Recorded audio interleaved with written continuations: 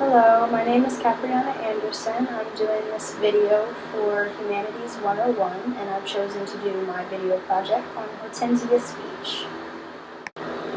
The version of Hortensia's speech that I'm doing this video project on was adapted by Appian because Hortensia's speech was originally written in a different language. However, it's very closely translated, so this is still her words. Oddly enough, not much is known about Hortensia aside from the fact that she was a public speaker or an orator in ancient Roman times. She's the daughter of Quintus Hortensius, who was also a very important public speaker. She grew up wealthy, and as a young woman she developed a love for public speaking by studying the speeches of her father and other orators before her. Hortensia is most historically well known for her speech that I've chosen to do this video project on. Her speech was important because she challenged the three triumvirs, Octavian, Antony, and Lepidus, when they tried taxing women. The triumvirs were essentially asking the women to help them fund a civil war within Rome. As a result of Hortensia's speech, the very next day, the triumvirs significantly lowered the amount of money they were asking the women to pay. Although there was still a long ways to go before women were viewed even almost equal to men, this was a huge step in that direction. Hortensia began her speech by addressing the fathers, sons, brothers, and husbands that had been proscribed by the triumvirs as a result of their crimes.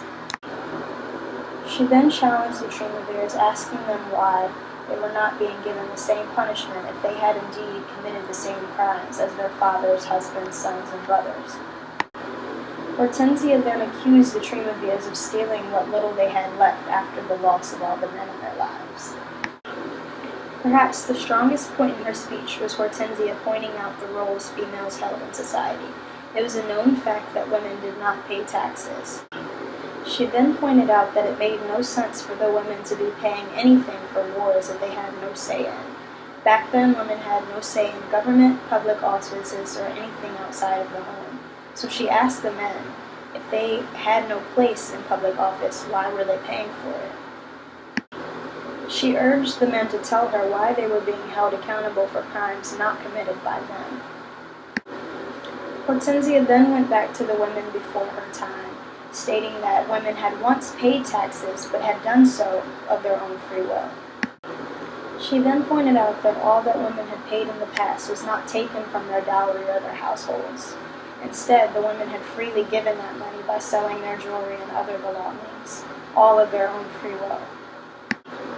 Each woman gave as much as she chose to give. Hortensia stated that when those women had paid taxes in the past, it was for a cause much more serious than the civil wars going on in the current times. She firmly stated that women would never fund civil wars. They would not help Rome fight itself. The triumvirs were infuriated by this disobedience shown by the women. They attempted to force them into paying the taxes, but when this didn't work, they eventually gave in and significantly lowered the amount of money being asked. In addition to that, they also made the men pay taxes as well. As I stated before, this speech was a huge step forward in the rights for women. I personally am a big fan of Hortensia's speech simply because of the fact that I'm very pro-women and I love the idea of women empowerment. I believe that Hortensia's speech was very well written and very clever, and she had some great points. For me, the strongest part of her speech was her pointing out that women had no rights in public offices or government. So if they had no rights, why were they paying for things they had no say in? I feel like it was a very you've made your bed so now you have to lay in it type of situation, because the men kept the women out of office and out of having any type of say other than over their own households. So now they had to deal with the fact that they really couldn't force the women to pay anything. I feel that although the triumvirs were obviously very angry with Hortensia's speech, they gained a sense of respect for the women that day. What led to them dropping these taxes or significantly lowering them was them ultimately realizing that the women weren't going to back down. All in all, I enjoyed reading Hortensia's speech very much, and I wish she had been a more influential person in history. Unfortunately, Hortensia's speech to the second Triumvirate was one of her only works well known in society. I was not able to find information on anything else she wrote.